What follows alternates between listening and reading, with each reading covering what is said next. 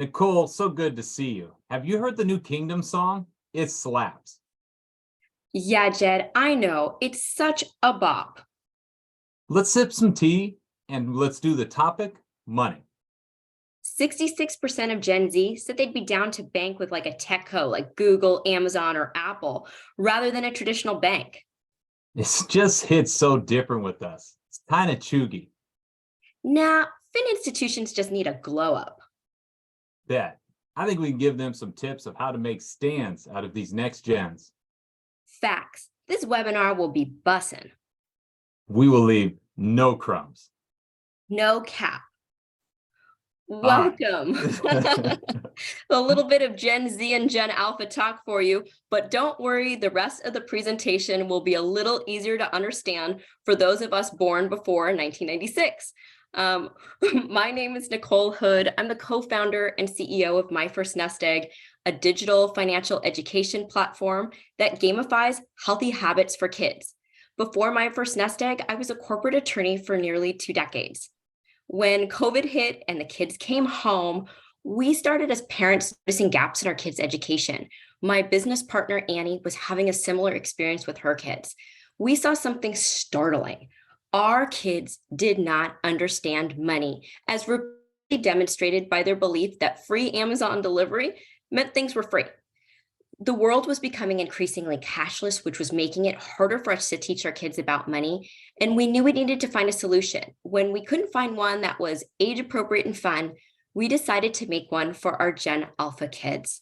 I am thrilled and excited to introduce Jed Collins, a friend, incredible entrepreneur, and financial education advocate. Welcome, Jed. Thanks so much. Nicole, thank you for this opportunity to collaborate, share this message, and truly, as somebody who does a lot of these, I was very nervous about that opening. So I'm excited that we got through it. Hopefully people stayed with us. I learned some language. But to introduce myself, I have to travel back in time a little bit. My financial journey began 15 years ago when I spent every dime of my first paycheck from the NFL. I walked in as a rookie receiving this idea and opportunity to chase the NFL dream, and that first paycheck came and went before I even knew what happened. Now, full disclosure, I bet on a engagement ring. So it wasn't a total waste. It was a very wise choice and good investment, but it was a poor financial habit to the point where it woke me up days later, worried, wondering, why didn't I have any idea of what I was supposed to be doing with these paychecks to achieve this NFL opportunity and this NFL dream? I took it upon myself after talking to mentors to begin studying and learning this language of money. A mentor challenged me to get to the CFP, Certification in Financial Planning, which I began studying for each offseason in the NFL. I took that knowledge, went and worked in wealth management for several years, where I actually published a best-selling book called Your Money Vehicle. It was the ability to use stories and analogies to teach some of this language. Where I realized is that book was good. I went in and became an adjunct professor, but finally I found my passion, my purpose in starting Money Vehicle. As Nicole looked at her children and her age and looking at the lack of resources, we identified high schools and high school students as the opportunity Money Vehicle wanted to approach. Today, I am excited to share that we are a national financial literacy curriculum, and Money Vehicle has started a movement across the states. Now, even though we share this passion and we want to talk about the solutions our programs and companies provide, Nicole, I think we first got to be introduced to what the problem even is. Agreed. So the problem, banks are failing to capture younger generations. 94% of Gen Z have a debit card, but only 36% have a bank account. 63% say their current bank fails to meet their digital banking needs, and 66% would consider banking with a tech company like Amazon, Google, Apple, rather than a traditional bank. Take a peek at the news. Apple Card's now offering a savings account with 4.15% interest. And these generations are making choices based on convenience and name recognition and not necessarily what is financially sound. And I think it has a lot to do with lack of financial education. Only 57% of Americans are financially literate. 40% of people who did not discuss finances growing up have zero in savings. And on average, US parents are spending twice their retirement contributions on their adult children. It's a staggering impact. That's a $436 billion loss each year in the US to poor personal finance decisions. $500 billion is being spent by parents on their adult children, and the impact to financial institutions, it's up to a loss of 60% of their profits by 2025 for failing to evolve with these next generations. But why, Jed, would you tell us a little bit more how financial education is the key to solving a lot of this? This is the solution that both of us, My First Nest Egg and Money Vehicle, have seen as a critical life skill. When we look at preventing financial problems, you really have to imagine a world and a place where students and children spoke the language of money, where they understood what it was to manage a paycheck, to set up those foundational bank accounts, to know what it took to avoid the problems of a credit card and start to build their financial reputation and credit in a positive light. Where we looked at the opportunity to address underserved communities, particularly communities of color who have never had this conversation in their households, let alone their schools, looking at that cycle of poverty and identifying how can we begin to close this racial wealth gap and wealth gap in America. We saw it as beginning with the financial literacy gap in the United States.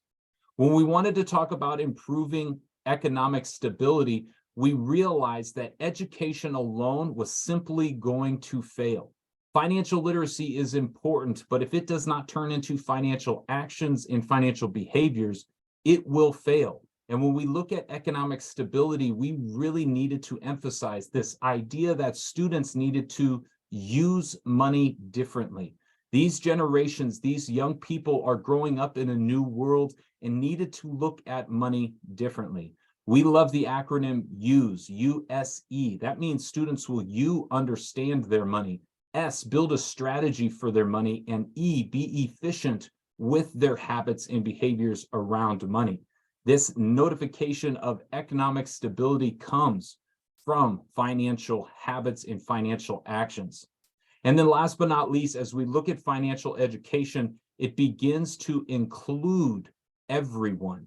One phrase I love to repeat is exposure breeds expansion. The exposure into this language, the exposure into this world will create an inclusive opportunity for all of us to speak this language of money. No longer will money be a taboo subject or something that we don't discuss on the street, in our homes, or at school.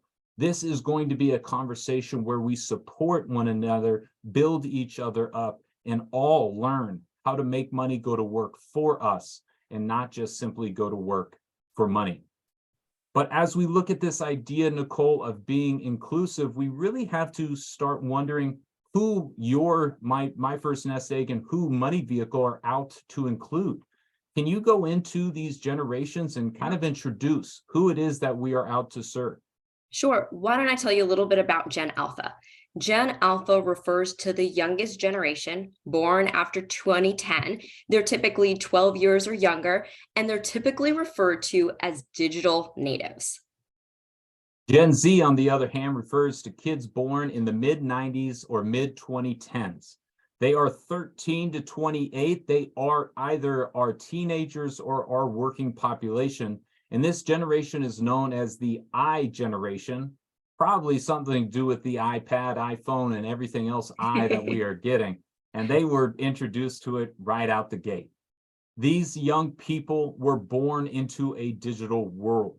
They are a first generation that did not grow up saying, do you remember when the internet came about? They just had it as accessible. And whether it was through a computer, their smartphone, their tablet, all of these devices are going to be no longer just good things for them to learn, but tools that they innately understand on a day-to-day basis. And this digital world is expanding into our homes and even into our schools, seeing schools from the COVID pandemic start to utilize more and more virtual and digital resources. These generations also happen to be the most racially and ethnically diverse generations in history. They're growing up in a world that's more inclusive and accepting of differences in gender, sexuality, religion, and culture. Because of that, it's critically important to avoid stereotypes with these generations and use inclusive language. These generations have some common values that typically cross all other demographics. They're socially conscious, care deeply about equality, diversity, sustainability, and they will lean in towards brands and companies that tend to share these values. And as we look at who they are being raised by, this diverse upbringing has created something where we all cherish our most prized possessions in our children. And this term helicopter parents can be both a compliment as well as an insult at the same time. But this look of where our parents are coming from, they want to protect, prioritize their children's safety to the utmost. And while that can provide a sense of security and a sense of support to the child, we do look at this bubble and we look at this world that we are protecting them from. And you can even start to see some entitlement and some lack of lack of dependency. Looking at being independent is not a helicopter parent's biggest chore. So I look at this helicopter parenting lifestyle and see not only the world that we are trying to create for them, but what we are protecting them from. Failure is an inevitable piece of the world, and we have to allow them to start to fail in their lives and in their money. When we look at helicopter parenting, it is even taken to another element when some people compare the Fed, our reserve bank in America, to a helicopter parent. We are dependent, we are reliant, and they are providing a security bubble. Where we look at the world of finance and independent financial literacy, we really have to allow students and children today to venture out onto their own and let them establish their own journey. These generations are also being educated in a different form than any previous generation. They're learning through technology and interactive media, and they have access to almost limitless amounts of information at their fingertips. My daughter, my youngest, started kindergarten online. So she's probably more adept at running this Zoom call than I am. And at the same time, how she's learning about money is she brings home a sheet to identify coins. So there's a complete failure in having this transition for learning online, being interactive, and then teaching kids about coins, which are practically obsolete. There's no more looking to the encyclopedia for these kids. The problem becomes the reliability of sources. There's FinTech, YouTube, influencers. So it's really important that if you're providing information, that you become to emerge as a safe authority. Mental health, that also impacts learning. COVID was traumatic for these kids. So it's more than just the information when we're teaching and educating. It's how we deliver that message that also is critical.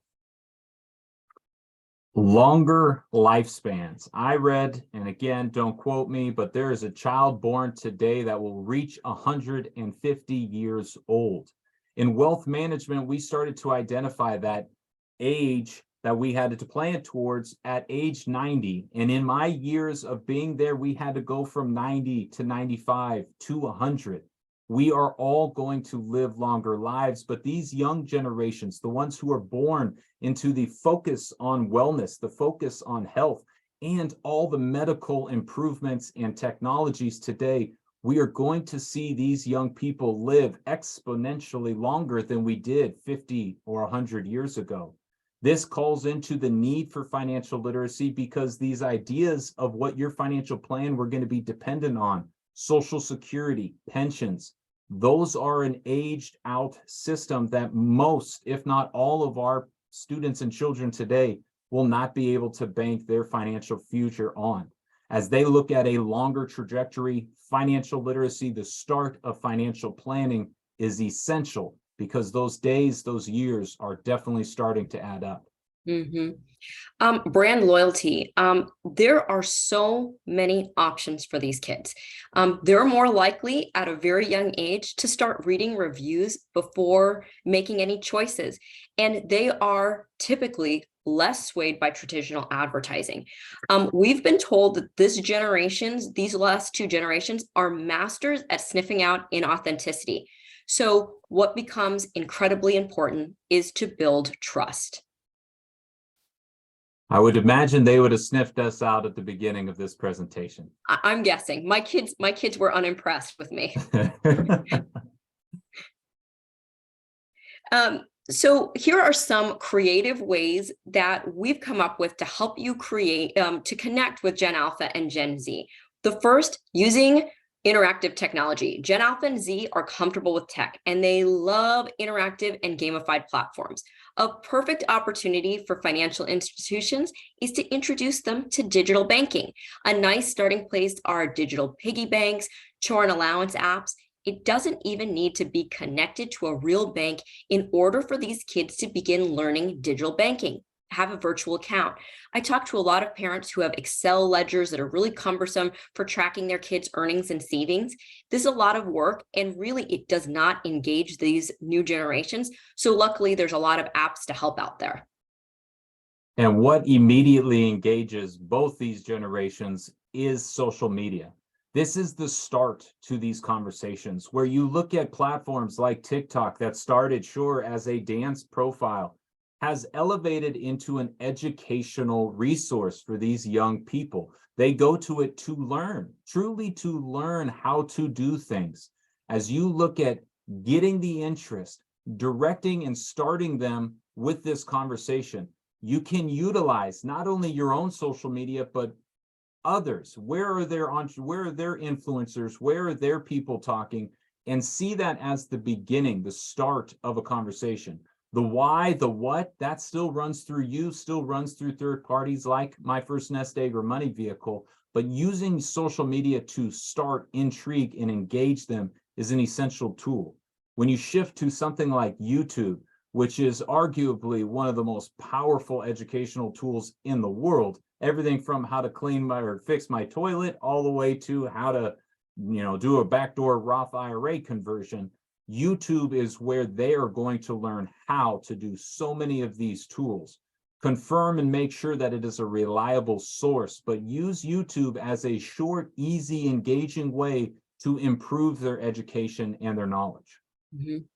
Another key is keeping it age appropriate. You have to make it fun, get parents involved. Time is your friend, so you have years.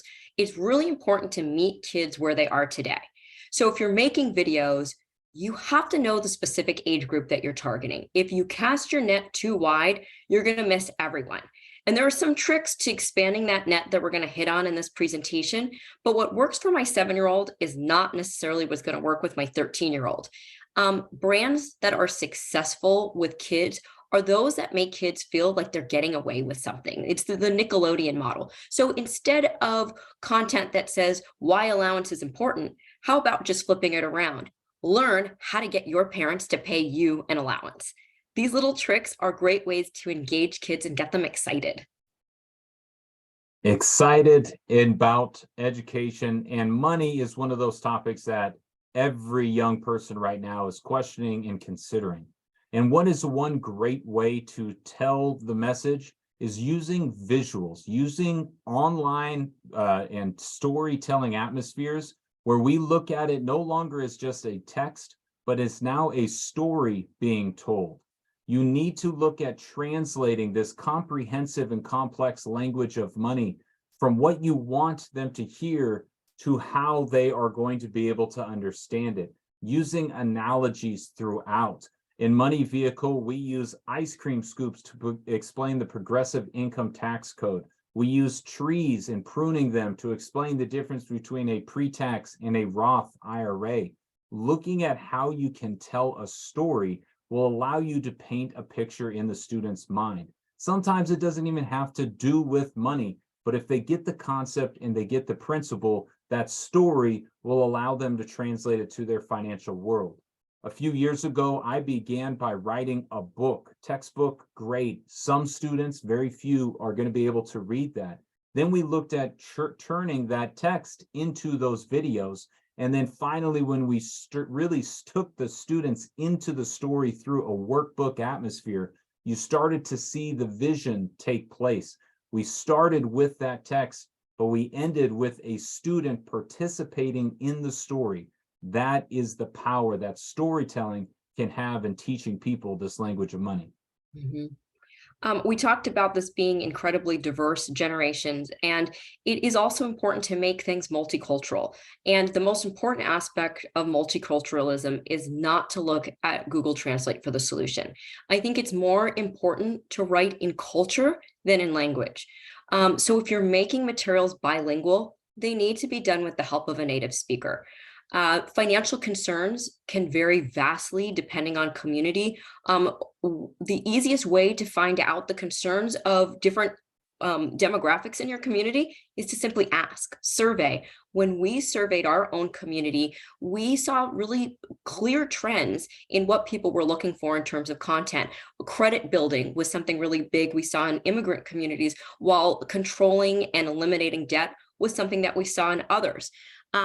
If it really is important not to, poor translation and unresearched plans are going to backfire and be the surest way to lose trust. That's why when we built the Sobre Mesa portion of our program, which is our Spanish language portion, we really engaged people in the Hispanic community to help us be a part of writing things that really were in culture rather than just in language. I love that. And again, the identification of how we can address these underserved populations. Something that goes throughout generations, throughout cultures, communities, is the need to laugh. Everyone needs to make sure they look at humor as a part of their communication. This has to be fun, has to be lighthearted. Don't worry if you're not the funniest. Be comfortable being silly, be comfortable trying. That effort is really what students want to see and feel. You heard Nicolle mention earlier the authenticity. Don't be something you're not, but as long as a student or a child sees that you are making the effort to meet them and you are trying to make them enjoy something that they need, they're going to lean in. We always said on each video, on each lesson in our programs, we wanted to make the students smile at least once. Why? Because if you smile, you're more likely to come back to that next episode or to that next lesson. Mm-hmm. So all generations, all people, make it fun, make an effort to include and enjoy the process. Okay. Now that we see the tools, Nicolle, can you give us an ability in a way that we're going to take these generations, but we're going to start to build and earn their trust? Absolutely. For us, when we thought about Gen Alpha, we wanted to create a solution that really engaged and helped these kids that are 12 and under, and really helping financial institutions work together with them and connect. And so this generation has a short attention span. So we create engaging content that captures their attention, short videos, interactive games, and other forms of content that are visually appealing and easy to consume. My business partner and I have 7 kids between us, all 13 and under. So we kind of call ourselves Gen Alpha experts. And when we developed My First Nest Egg to engage Gen Alpha specifically, we created an interactive piggy bank, a chore and allowance app that is gamified, visual, and fun. We have daily quizzes that are age appropriate and silly, but at the same time, they're based on national standards. We have a YouTube channel full of financial literacy videos that are made by kids for kids that use a ton of humor to teach, going back to all the things we've talked about. And finally, we white label our platform for financial institutions so that they can distribute this turnkey solution for Gen Alpha to the communities that mean the most to them. I love it. And I think My First Nest Egg is something that is going to be used by children throughout our country to start this conversation. Where Money Vehicles saw the audience and the captive audience that we wanted to be able to approach, we saw this movement where students were graduating high school with really no idea of what to do with a paycheck. All of them had that in common. They were going to get a paycheck. And as we looked at a national financial literacy curriculum, there really wasn't many out there. Some great free resources, a few of the competitors, but what Money Vehicle is on a mission to do is build the best financial literacy curriculum for high schools in America. We had to begin by mapping and aligning to some standards. The Jumpstart Standards is a national coalition that allows us to map and align to where and how students should learn. We wanted to look at the ease of use by school districts, and so we went to integrations with their learning management systems. Canvas, Schoology, Google Classroom. The Money Vehicle curriculum populates directly into their LMS, allowing ease of use for both the teacher and the student. When we look at age-appropriate content, as Nicolle and I have both discussed, we knew high schools were who we were building this for. The short videos, the entertainment, the topics, the actions that they should be taking throughout the program. This is built on the 10 most frequently asked questions by a high school student. So this entire curriculum was designed for a hybrid high school classroom. The edutainment, we had to entertain, we had to lead with entertainment to get the engagement, to hope to educate them. Finally, we had to involve those actions and empower them. But the edutaining feel, the silliness, the fun, the translations of these stories, that is what Money Vehicle's bread and butter is. But when we looked at who our muse would be, when we looked at who our building and our business is out to serve, we found our teachers. How can we save them stress? How can we save them time? By delivering the most turnkey resources throughout the program, but also the most support throughout the semester, giving them the empowerment to bring these conversations, ones that they may not have been taught or trained to teach, giving them the authority to do what they do best, using a subject matter expert, and then bringing that conversation to their students and engaging with them. Well, that really brings us to the end of our formal presentation, but here's just a brief summary. Gen Alpha and Z are facing financial challenges and opportunities, including increased automation, technological disruption, growing income inequality, longer lifespans, rising costs of education, but increased access to financial information and resources. Imagine a world where your children and our students speak the language of money. Financial education is the beginning of that journey, and it is an effective tool if you make it engaging, entertaining, and empowering to that individual.